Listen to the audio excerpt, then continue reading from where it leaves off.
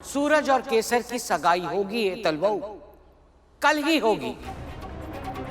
अगर तुझे लगता है कि इस सगाई से अंबिका का वचन टूट जाएगा तो आ तारी भूल छे। बा તમે શું કહી રહ્યા છો? અંબિકા ભાભીને કહા था ना कि सारे सवालों का जवाब दूंगी जयती, पहले इससे बात कर लूं मैं। अंबिका के वचन की बहुत चिंता है तुझे। मेरे बेटे से शादी के समय तूने भी वचन दिया था कि उसके परिवार का साथ निभाएगी, पर तूने वचन तोड़ दिया। इस घर का, परिवार का, हमारे धंधे का बंटवारा करके अलग हो गई थी तू। तो अब इस घर के मामलों में क्यों बार बार दखल दे रही है? अंबिका वो बहुत सीधी हैं, वरना मैं तुझे इस घर की दहलीज भी ना लांघने दूं। याद है अपना हिस्सा लेते वक्त तूने क्या कहा था? रविवार के रविवार आऊंगी मिलने। हे तलवऊ, आज रविवार है, कर लिया तुम्हें जो करना था, हो गया खत्म। तो जाओ, निकल जाओ यहाँ से। आना अगले रविवार। बाबा आराम से। आप सबको अपना मानती हूँ, जो ठीक लगता है वो बोल देती हूँ, लेकिन नहीं, आपके लिए तो हमेशा मैं ही गलत हूं ना बा। ठीक है, जा रही हूं मैं।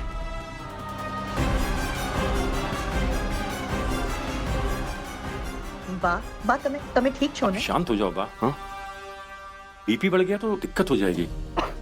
बैठो इधर, पानी लाओ। बैठो इधर। Thank you. पानी पियो बा। हेतल जब भी आती है तो बा को टेंशन हो जाती है। हमारी चिंता ना करो अंबिका बहू, अब तू ही इन दोनों को समझा। जयती बहन, चीनल, हाँ मैंने कहा था कि आप सबकी मर्जी के बिना ये रिश्ता नहीं होगा, पर उस वक्त हालात अलग थे।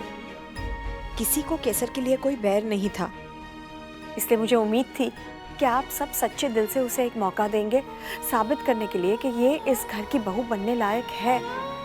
पर सच तो ये है, केसर को ये मौका मिला ही नहीं। जयती बहन, दर्शन के साथ जो हादसा हुआ उसने हम सबका दिल तोड़ दिया था, पर अम्बे माँ को साक्षी मानकर सोचिए, क्या उसमें केसर की गलती थी? जीनल, अगर अंश या रिद्धि धंधे में कोई चोरी होते हुए देख लेते तो तुझे आकर बताते ना। तो केसर ने भी तो वही किया। मैं खोटू शू छे,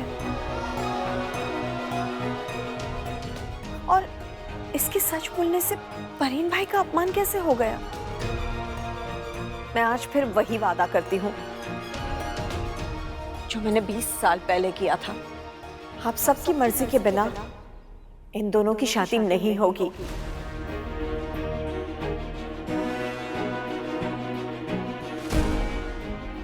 पर समाज में रहने के लिए मर्यादा का पालन भी तो करना होगा,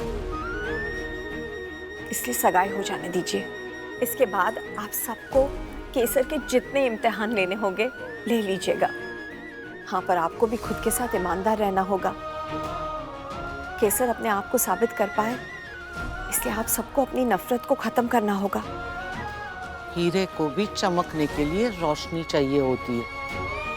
इसे रोशनी देकर तो देखिए, और फिर सच्चे मन से मौके देकर परखिए इसके दोष, इसके गुण, और फिर पहचानिए कि ये कांच का टुकड़ा है या खरा हीरा। बोलिए, मंजूर छे?